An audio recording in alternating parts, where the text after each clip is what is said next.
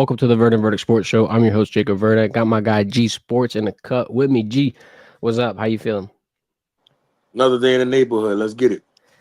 Got some interesting things to talk about for you today. We got some beef going on with the top two conferences in college football. I don't know what side of the fence people are going to lean on. 1A, 1B. It don't matter who you're got the most bias towards. Everybody's going to tell you it's the Big Ten, it's the SEC. But now there's kind of a power struggle. One wants a variation of the college football playoff expansion. The other one's kind of pushing towards their own tweaks, what they think would be better for their conference. And at this point, I can see a little bit in both sides, but I can also see where Greg Sankey's coming from in terms of the 5+11, because the auto qualifying, it could probably get to that point where, like last season, everybody's wondering if you did have the best 12 teams in. And I don't want to put everyone in that situation where you're just automatically guaranteeing people because of the league that they're in. I would like to see the best records, the best teams, the best programs of that moment get their ticket to be punched. So we'll sound off on the debate on that. Tulane got a new quarterback. We'll give our thoughts on Jake Redsliff and then the Saints training camp. All right, G. This is where it started. Curt Cignetti, Indiana, had some thoughts that he said about the SEC at Big Ten Media Days. I'm going to go ahead and put that up for everybody. Get a listen to this. You know, the two best conferences in college football, any football guy that's objective will tell you, is the Big Ten and the SEC. All right? 12 of the 16 SEC teams play 3 G5 or an FCS game. 12 of those teams play 36 games, 29 G5 games, and 7 FCS games. And 1 less conference game. All right? So we figure we'd just adopt SEC scheduling philosophy. You know, some people don't like it. I'm more focused in on those 9 conference games. You know, not only do we want to play 9 conference games, okay, and have the 4-4 championship, the playoff format, okay, we want to have play-in games to decide who plays in those playoffs. You know, championship weekend, let's play 3 versus 6 and 4 versus 5. You want to decide that on the field, make sure everybody's strength of schedule is what it needs to be? Let's make everybody play 9 conference games, and on championship weekend, 3 play 6, 4 play 5. And there's still room for another at-large in that format. And why shouldn't the Big Ten have 4 AQs? Because Ohio State actually finished 4th in the conference at the end of the season. Indiana and Penn State were tied for 2nd. They won the tiebreaker. Ohio State won the national championship. Okay? You want to put the best teams in the playoffs? What's your thoughts about this? This was in response initially to them dropping the Virginia Tech series, their home and home, whatever they were about to do. I got a lot of takeaways, but I want to hear your thoughts first before we dive into this.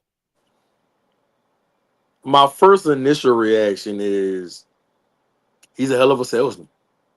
I'll give him that. He's very convincing. He had the facts to go behind his logic. If you're not in tune to college football and you're green to this, he would have sold you just now, right? That's what he's supposed to do, bro. Like, you're in the Big Ten, you're at Indiana. You're supposed to advocate for your conference and to make sure your team has a chance to get in that playoff every year. But I have one problem with what he said when he talked about his facts. He said Penn State and his program, Indiana, was tied for 2nd. And then Penn State won the tiebreaker. Ohio State finished 4th. That's 1 year, bro. That's 1 year. That's 1 year if it felt like that. Indiana has been a joke to the Big Ten for the last 15, 20 years. So now all of a sudden, because they was good 1 year, they supposed to revamp how they do this playoff system. Miss me with that. Great coach. I think he came from James Madison, if I'm not mistaken.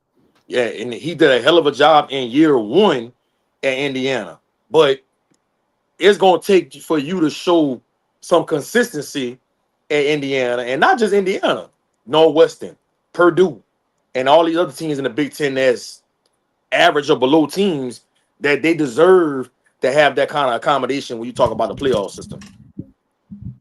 So I get it.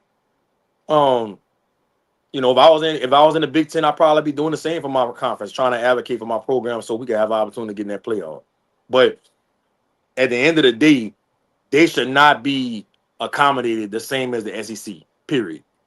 It's not the same conference competitively either. And then when they're talking about them having 9 league games and the SEC having 8 league games, I hate to break it to them, but I mean, I think the tougher schedule is them having one less conference game. Even though they're not playing someone in their league 9 times, they still have a tougher rap because, like we said at the beginning of the segment, they're playing buku ranked teams in the top 25. And that's where I'm going to get my, that's where I'm taking my impression from. Sure, the Big Ten has good opponents. And sure, you got good recruiting and all these great things. They got a lot of good programs. A lot of these teams, though, I'm thinking of them as a basketball school, dog. In the SEC, every single program, all eggs in one basket pretty much in terms of them being football powerhouses, the best staffs, the best facilities, the best overall polished, finished product. And I just don't think that there's even a question to be had. If you put an SEC team with adding a conference game, an SEC conference game, that is, it's almost a disservice to them. And then he's talking about play-ins and he's talking about having those spots up for grabs at the end of the season. Now that makes a lot more complicated. And then you got the bucket of college football fans that are talking about, oh, well, we're going away from traditions. The regular season is going to be that much less in terms of how valuable it is to the fan. That will make it even more watered down, even worse. So I feel like there's always a side the fence that people are going to pick on. But what do they say? The grass ain't always greener, dog. And I feel like in this instance, the ripple down effects that you would see from something like this, it would be weird. I'm not for the auto bids. I don't know why. I like the 5+11. Maybe, like you were saying, Cignetti was selling them. Maybe Sankey sold me on it. Maybe I got some of the rat poison from SEC media days, but I feel like that would be the most fulfilling format. You got 11 at-larges after your 5 ranked conference champions in that high ranked order. Then after that, it's up for grabs. And if 3 SEC teams want to slide in because of how good they did that season, then so be it. But if only 2 Big Ten teams can make it in, then that's all they got. Because to your point, that was last year that the Big Ten was that competitive. What happens this year or the next year or the third year after that? Are we just supposed to give them honorary mentions into the play? Just because of the conference that they're coming from? Then now what they're saying in that regard, in my opinion, is we want some of that SEC bias. And I don't think it's even SEC bias, dog. I think it's just the tradition, the history, the pedigree that you've seen from these programs, your Alabamas, your Georgias, now Texas, obviously LSU. It's a history of winning. Like, it's not about the fact that they're in the SEC. It's a fact that they are winners. So if you go out there and you keep putting it in, then yeah, I could see it happening. But right now, I think this tug of war is being won by the SEC. That's my opinion on it. He had an agenda for the conference media day, and he accomplished it. He did, yeah. I think now when we talk about conference expansion, this idea popped up into my head, and it's rare. If you date back to, you could look through the last 2-3 decades of college football. You've only seen it one time with Temple getting derelegated from the Big East in 2001. Now, the SEC's at 16 teams, the Big Ten's at 18 teams. At what point, one, does it become too much? Because look, they're not going to stop adding teams. You got UNC trying to get into the SEC, and I know that ain't happening, but I'm just saying you got every single program that's worth something in college football trying to get into the top 2. Your Big 1 and Big 2, if you will. When do they start trimming the fat of these leagues? When does it get to be too much? And now we want the best ratings, the best successful programs, all these things. Like, when do teams start to get penalized for not being able to make it? Kind of like they do in soccer in the Premier League, the Champions League. Like, you lose a certain amount of games, you drop out. You're not in this best of the best group anymore. Do you see that happening, G, or is that just going to be another one of those times where college football and the traditions get ignored? I don't really think it's necessary, bro. I mean, the SEC has enough premier programs where you're not desperate for Vanderbilt to be an elite team or a really good program year in and year out. I mean, you just don't need it. I mean, when you take the top 8 teams in the SEC, you probably can go further than that. Bro, you're going to get some good matchups week in and week out. So nobody's going to be worried about if Vanderbilt's playing Mississippi State on Saturday and nobody's watching that game. because you got 6, 7 other SEC games that's going on that everybody's watching. So they're getting enough viewership. They're getting enough from these TV contracts and to keep that revenue coming in to have to worry about a team like Vanderbilt or Mississippi State that's not getting the viewership that they should. And so I just don't see it happening. If they do away with Vanderbilt and schools like that, I just think that just shows that the SEC is being extremely greedy. Yeah, because I mean, I could see both lenses, right? Because the first one, when you trim the fat of someone like a Vandy, we were talking about it before the show. Like, I mean, it's a prestigious academic school, one of the original schools of the SEC. But then, like, I see the other lens where they are. I mean, look, they about that bottom dollar, especially when you're seeing the potential threat of them making a Super League and then all these different things. I'm not saying it will happen, but I just wonder how many more teams that they could add. Like, do they stop adding teams? What if a bit like, I don't want to say Clemson because that's going to be a sore subject for LSU fans, but let's take a Florida State, for example. They were trying to get into one of these two conferences. What if a premier program that's on the way up with a lot of ratings, with a lot of financial backing, seems to be like a good addition? Do you push to 18? Because, I mean, you're always going to have to add another one. You can't just add one. You got to keep it even. So you got to add two. And, I mean, do you catch up to the Big Ten? When does it become too much, you think? Is it already too much at this point? I think they're good where they at, bro. I think they're good where they at. I don't see the need to expand the conference. I wouldn't understand it. You know, from a revenue standpoint, the SEC just generated the most money out of all the conferences, I think, every year, except maybe 2 years ago when you think back over the last 15 years. So how much more money do you need, Sankey? I mean, bro, like I just don't see the point in it. Yeah. That bottom dollar, man. Everybody always getting motivated by them financials. Let's pop into the chat. We got our guy Floby going ham in the chat. Big Ten wants 4 auto bids. SEC don't want to move the non-conference game. UNC wants to join the SEC. What the hell has this sport come to? That's funny. Blanche, I would like to trade LSU schedule for any Big Ten schedule. Yeah, you wouldn't run into that SEC gauntlet. That's kind of what I'm thinking. I feel like there's always a patch of a schedule, whether it be LSU, South Carolina, Alabama, Florida. They're going to be a rough patch where you're playing the best teams in college football week after week after week after week. Uh-oh, Floby. Ask him about the bulletin board material. Brian Kelly called Clemson Death Valley Jr. Not wrong, man. Look, I'm not big on ruffling the feathers of team environments. We've been there, done that. Kyle Field, unfortunate, not gonna happen again. Learn my lesson. What you think about that? I mean, it's year 4, bro. He hasn't won an opener since he's been there. He's trying whatever he needs to do to get his team motivated and ready to play that week 1 game. So, do I agree with it? No, but I mean, you can't knock him for trying something different, bro. I mean, that's really not his MO to give a team and a program bulletin board material. But what he has done these first 3 years hasn't worked. So I guess he's trying something new. I wonder. Let me look back to Notre Dame and Clemson in 2021. Did they play? No, it was Notre Dame and Florida State. I remember that. That's who it was. I remember the comment after the game. I thought that was funny. Blanche don't want no auto bids. Big Ten would get 2 great, 1 good, 1 garbage. Yeah, I ain't gonna lie. I could see that happening because like Indiana didn't have any steam behind them in the playoffs. I didn't think that was anything other than,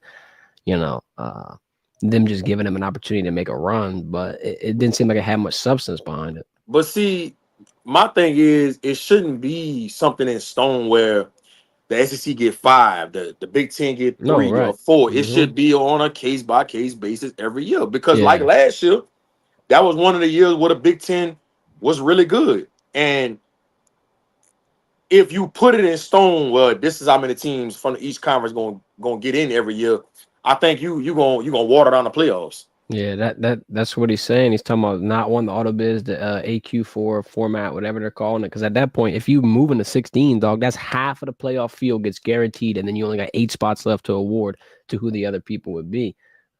We want the best teams in the playoffs. Yep, I agree. The best teams.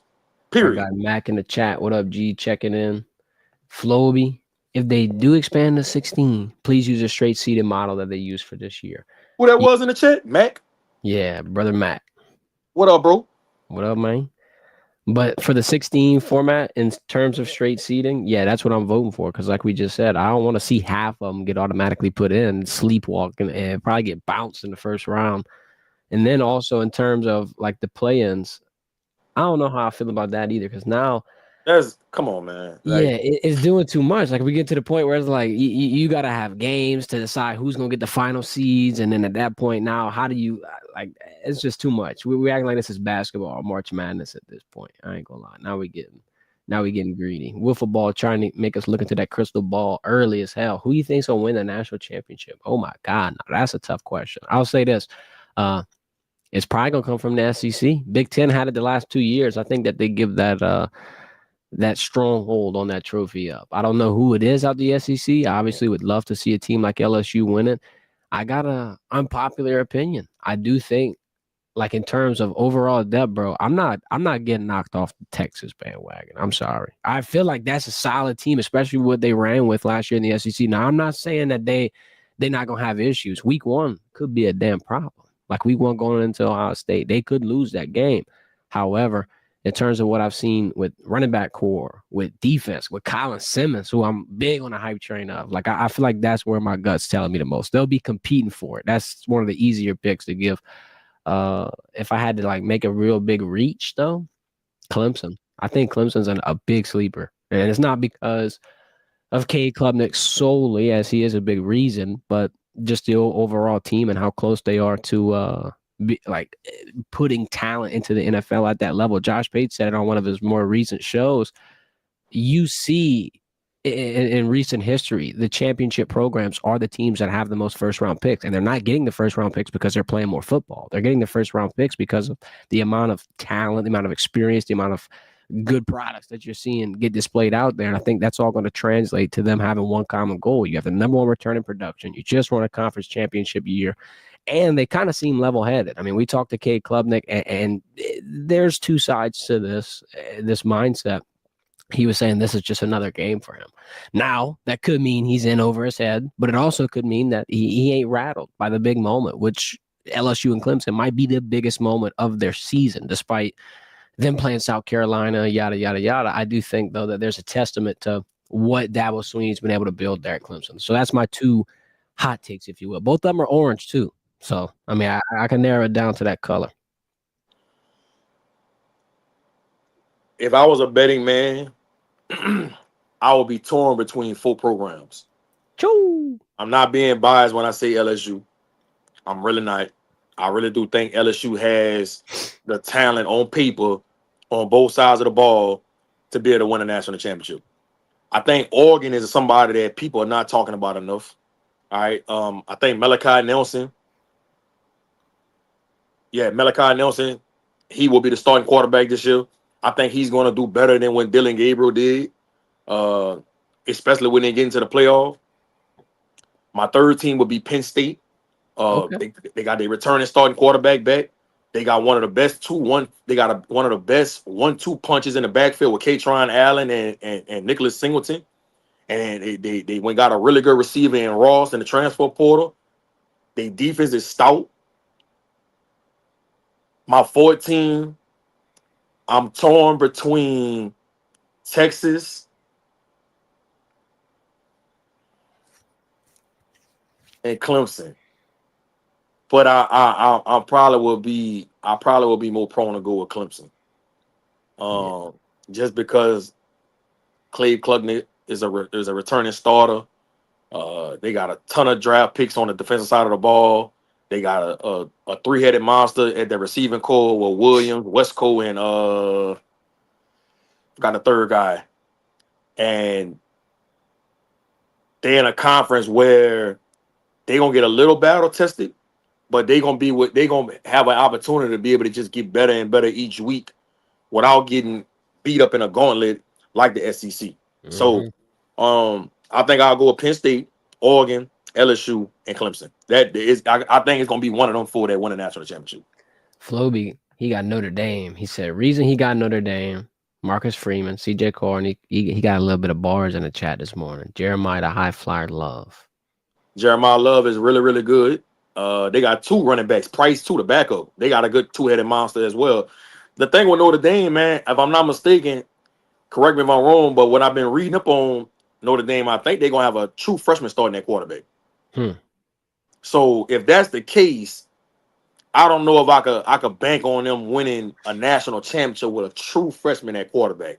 Like some Trevor Lawrence shit. Yeah, I don't know about that. It'll be interesting. Let's switch gears. Keep it quarterback related. New quarterback arrived in Tulane. You got Jake Retzlaff left because of a potential 7-game suspension. If you've been living under a rock, I'll break it down for you real briefly, quick, fast, in a hurry. Had some allegations around him. They got dismissed, but still, during the investigation, he violated the BYU honor code. A religious institution. They have their standards. They have their morals. No premarital sex, G. He had it. Now he was going to lose half a year.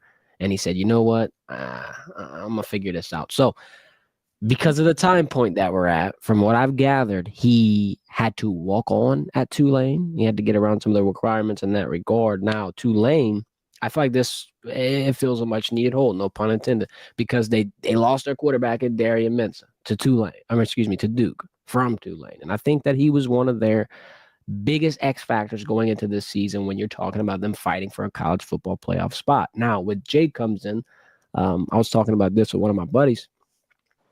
There's a question on how fast he can learn an offense, how fast he can get acclimated into that scheme. I think he can do it. I think he can process it. I think by default, he's Tulane's most talented quarterback in that room, a room that was still kind of getting examined as fall camp picks up. If you look at their schedule, they will play Northwestern, South Alabama, and Duke in their first 3 games. Then they're going to play Ole Miss. They play Duke? Yeah, they play Duke, dog. They gonna have a battle with Darian Mensah. It'll be a H2H. Oh H2H. my God. Don't put your head in your hands yet. I ain't gonna lie. They But play Duke. I had no idea Tulane played Duke. do you think that he can jump in and be one of the guys off rip, or do you think this might have to be something where he gets some training wheels for a little bit? What do you think about this and him getting thrown in there that quick? First of all, this is for educational purposes only. Any athletes or parents of athletes that's watching this stream, if you got a kid that wants to go to BYU for football or basketball, any sport for that matter, if he can't control himself before getting married, maybe he shouldn't go to BYU. Yeah. Let's get that out the way first. Yeah. Secondly, that's the second starting quarterback they lost. They had TJ Finley too. You forgot about him. True. And that was an insane situation too, though. Like, what the hell? Yeah. They lost him in the spring.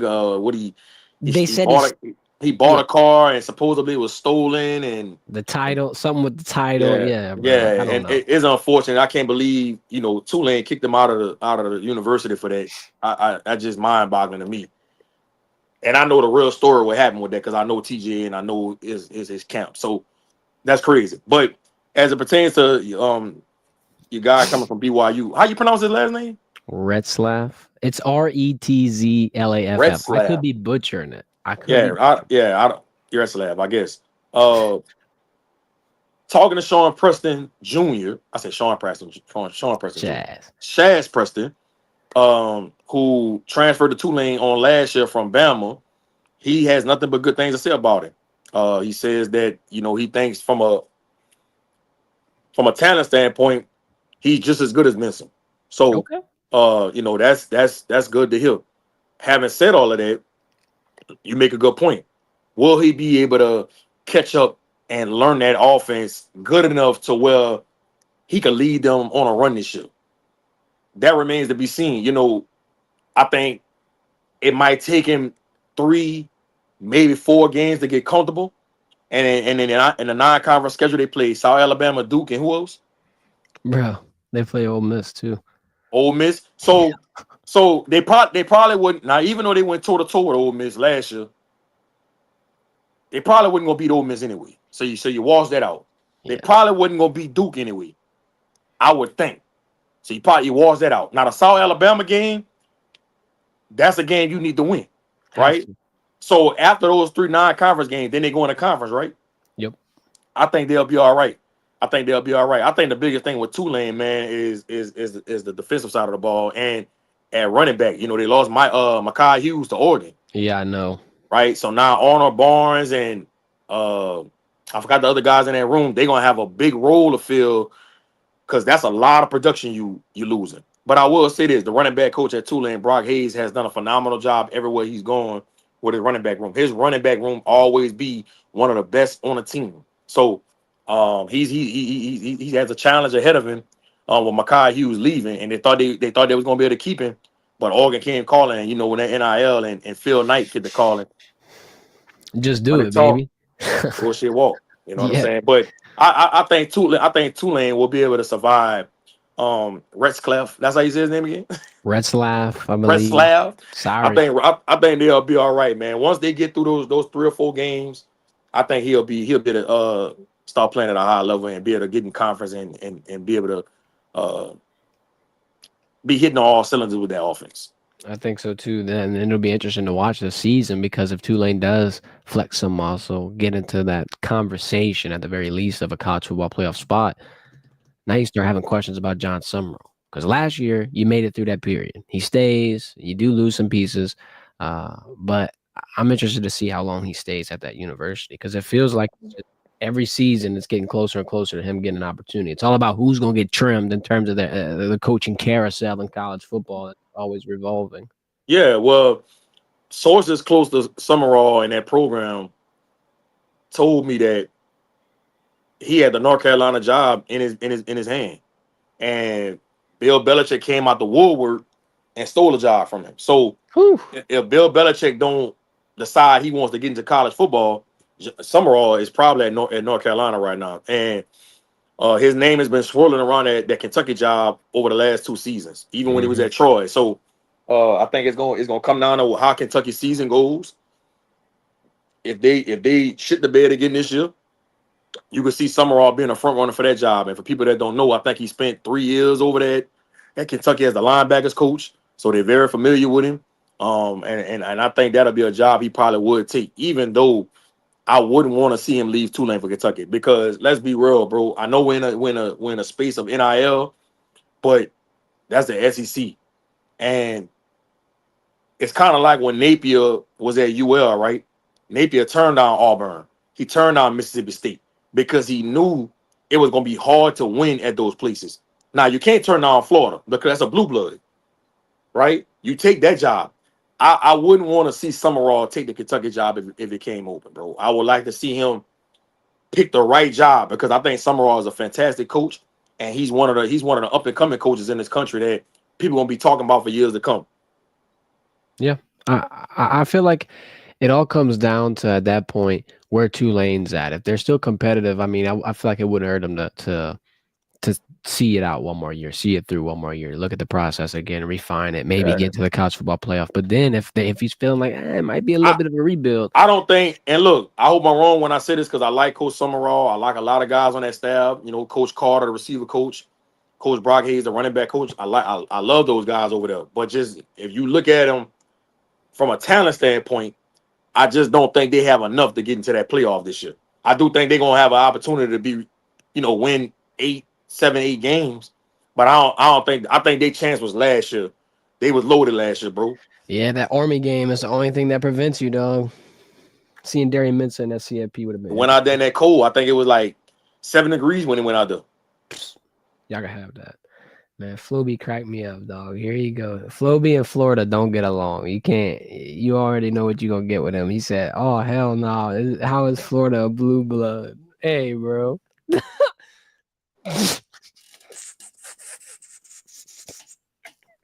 Your reaction. I just got to solo the reaction real quick. Bro. Florida not a blue blood? Next topic. Segue into the Saints training. Jesus Christ. Man. Floby, appreciate you, dog. Floby, my favorite fan in the chat, man. Every time I see a Floby comment, I gotta pop it up. Then I get to see BK's face again, bro. Like that BK with the heli that stare down, bro. That infamous moment of the show. Saints training camp, G. Kellen Moore, round 1. So here's my takeaways. First, I want to talk about the Tyler Shaw video. If you haven't seen it, it's a brief video in the red zone period where I think it was a 3rd down. He throws it out the back of the end zone. There was nobody open, didn't want to force anything. He throws the ball away, takes the 3 points, incompletion over interception.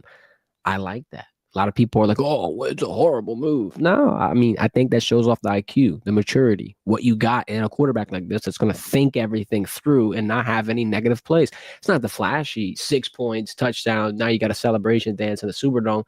Everybody wants to see that. I want to see that. But points is points, points. And when you're losing games by one possession and you're looking back on moments that you could have prevented and that would have been a turning point in the game, it's always going to be a turnover, an interception, moments like that. And I think it just goes back to him being the most NFL ready quarterback prospect in this draft class. And I'm going to get killed for saying that if he has a horrible year. But, Doc, with the experience and with what he was able to do, I feel like it's less of a project to build him up to the point that the Saints need him at. And then to your point that you make about him, where's the pressure? The only pressure at this point is going to be things like that, reaction from the fans or moments where they might not fully understand. I think people are overreacting. It's not a rookie mistake. You know what I mean? Like that, if anything, that's a veteran play, in my opinion. But that's how I look at it. What do you think about that? Bro, day 3, day 2, day 3 of training camp, bro. Like, Settle down. that's how you know we don't have nothing going on in sports right now. People just finding anything to overreact about and talk about. But look, Spencer Rattler threw a pick in the back of the end zone to Quincy Riley yesterday. I mean, Hey, I saw that. they making a big deal about that. So I mean, they saying Spencer Rattler has lost the job because of that. So when you talk about the quarterback situation in New Orleans right now, bro, it's nothing to be too excited about. I do think the quarterback play will be better with Kellen Moore being the head coach because he's a quarterback guy and going off what he's done at his last stops with Dak Prescott, Justin Herbert, Jalen Hurts. You could see the improvement once Kellen Moore got there and started working with them. So I anticipate Spencer Rattler looking better than he did last year. I anticipate Tyler Shaw turning some heads here and there and showing flashes that he could be a good quarterback this season. But Saints fans should not be expecting this to be a playoff caliber team. It's just not. And it goes back to what I was saying in the last episode on why Tyrann Mathieu decided to call it a career, bro. Like, he know this about to be a bad team. He know they're gonna be fighting for the number 1 pick this year. He know that. So I will say this though. I like the draft picks. I think Caleb Banks has a chance to be really, really good at left tackle. I think Quincy Riley is somebody that they found in the 4th round who is a second, maybe a late 1st round talent who was going to end up being really good in this league. I like the running back from Kansas, Neal, even though he got picked in the 6th or the 7th round. It was late, yeah. Yeah, I think he's going to make this final 53, right? I think he's somebody that's not a home run threat, but he's going to be a running back that they're going to be able to rely on, and he's going to be part of that. I think that 3-headed monster with Kamara, Kentrell Miller, and then Neal. I think that's going to be the 3 backs they're going to probably use this year. And then when you talk about the receiving core, Olave, Shaheed, they're going to make some plays here and there. I think the offensive line is probably the staple of the team. And when you talk about on the defensive side of the ball, you know, I love Alontae Taylor. I think, you know, Alontae Taylor has a chance to be a Pro Bowler in his league. I like Kool-Aid McKinstry. I think he has a chance to be really, really good in his league, right?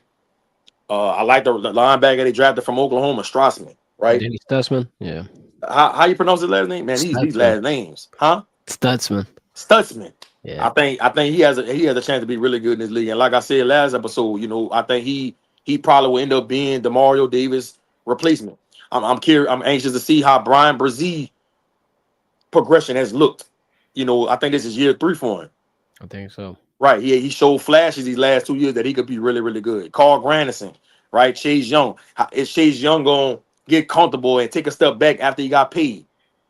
You know, we going to see. But this is not a playoff caliber team. And I hope I'm wrong when I say that. I always try to be realistic when it comes to my teams. I'm not like some of these Cowboy fans out here that start talking crazy. We going to the Super Bowl every year. No.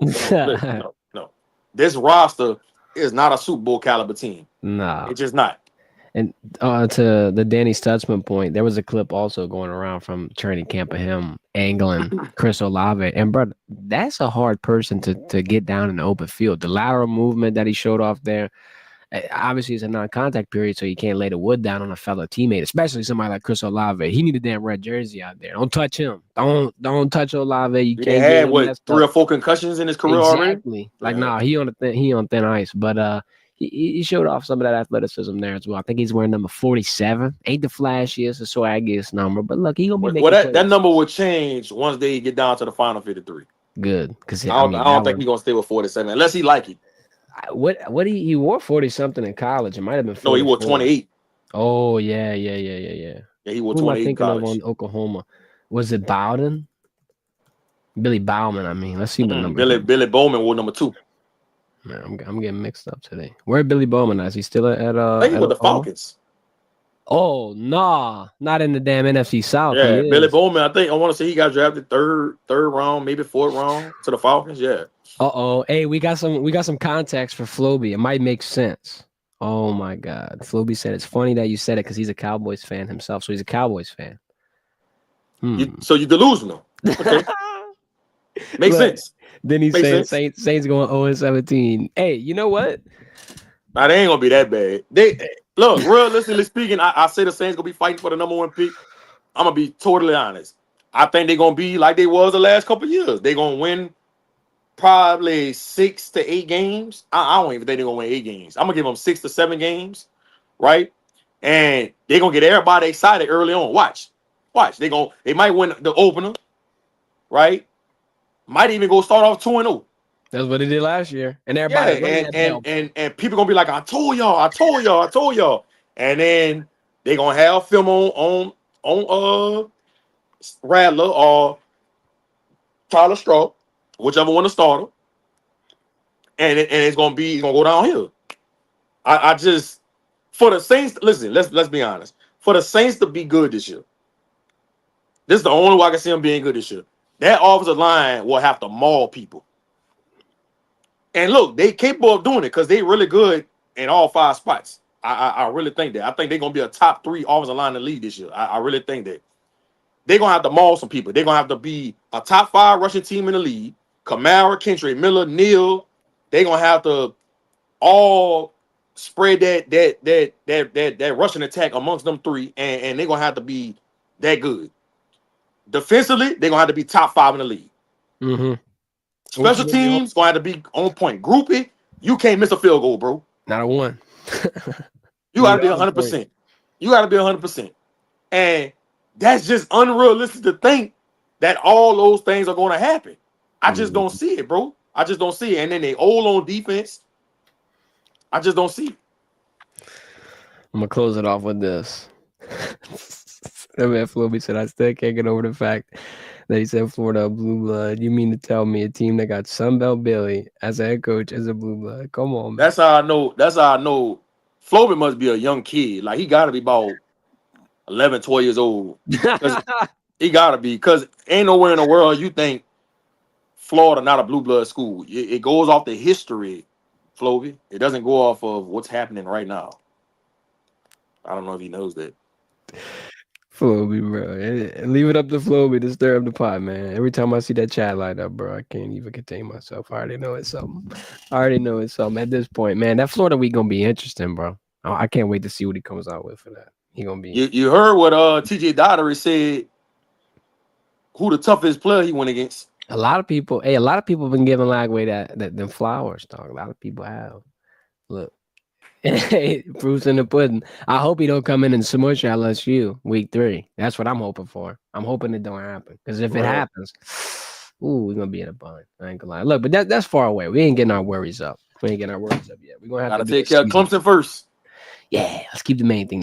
Because the season opener, that's gonna dictate the hype. Look, if you lose it, people are gonna wonder what the hell is LSU doing. If you win it, people are gonna think you're on top of the world. But you can't get too high, you can't get too low. Got to stay level-headed. Got to go through this process. Even kill. Come on, like C-Ray, Coy Raymond. Y'all stay tuned. Y'all know what's coming today, this afternoon. Look, I ain't even going to say too much. Y'all just stay tuned because we got some magic brewing, like always. Oh, Lord. Here he goes. He said he's 17, so chill out. I told you. I told you. Ain't nobody, not a grown person not gonna make a comment like that, bro. I told you. you You just don't know had the to, history. come on, Floby. Don't let them do you that, brother. Appreciate everybody for tuning into the stream today. Y'all know what to do, man. Hit that thumbs up. We'll be back on this thing Friday, 1:30. 1:30. Wait, today Friday. Hold up. No, we're gonna be back on this thing Monday, bro. I got my days mixed up, man. Another day, another dollar out here. Y'all enjoy that weekend. What you got planned this weekend, G? What you getting into? Bad weather, bro. You could stay inside at this point. Yeah, the weather gonna be bad, man. I'm gonna be inside on that college football Oh 26. Lord, don't do it to him. Come I'm, on, I'm about to start me a Twitch account, man. I'm about to start making some money off this, man. you got to, bro. Something, YouTube, Twitch, Kick, whatever it is, just get it up there. Get it up there to the people, man. Get it to the people, So, bro. Who you running with? What team? man, no, I mean, it just depends on how I'm feeling that day. Hmm. SMU, Clemson, Clemson. LSU, yeah, who else? Utah. Utah got probably the best offensive line on the game. Damn. Tennessee. Man, I'll be playing with a lot of different teams, bro. A lot of different teams. Arkansas, I love Arkansas on them.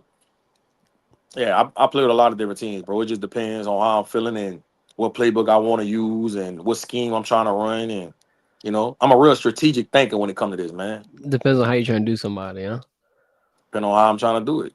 Come on, bro. Got options out here. Always got options. I'm gonna have to lock in, man. I've only ran with LSU. I've opened that game twice. I'm gonna have to.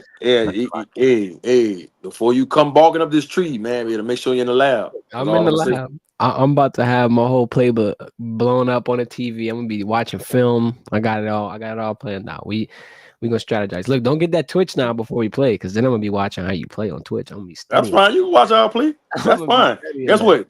You still gotta stop it. Yeah, you're right. I'm out there. Don't worry. I'm plotting. When the time is right, I'm seizing the moment. It's like money in the bank, man. I gotta go out there and I cash got in. two words for you. Uh-oh. Good luck. What Billy Napier say? I got 3 words. Spot the ball. Oh yeah.